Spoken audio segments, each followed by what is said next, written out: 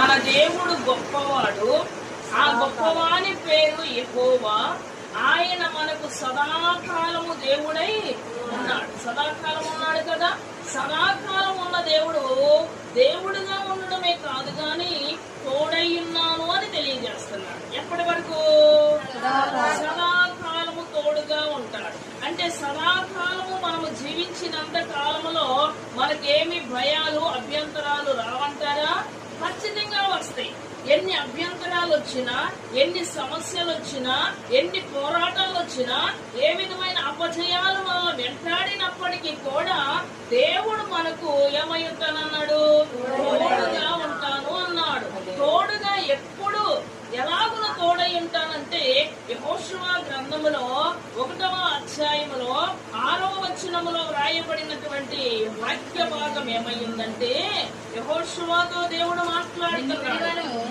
నిన్ను విడువను, నిన్ను ఎడబాయను, ఇబ్బరము కలిగి ధైర్యముగా ఉండుము. హల్లెలూయా. ఎలా ఉంటాడంటే దేవుడు నిన్ను విడువను ఎడబాయను. 5వ వచనంలో నీవు బ్రతుకు దినములన్నిటిలో ఏ మనుషులను నీ ఎదుట నిలవలేక ఉండును. నేను మోషేకు తోడైయుండునట్లు నీకును తోడైయుండును. ఎంత గొప్ప దేవుడు అండి! సదాకాలము దేవుడుగా మనకుండి, అంత మాత్రము కాకుండా తోడుగా ఉండి ఎలా ఉంటాడంట? మనము బ్రతుకు దినములన్నిట ఏ మనుషుడు కూడా మన ఎదుట నిలవలేకుండా చేయడానికి దేవుడు మనకి తోడై ఉన్నాడు. అంతకుముందు ఎవరికి తోడుగా ఉన్నాడు? మోషేకు తోడై ఉన్నాడు.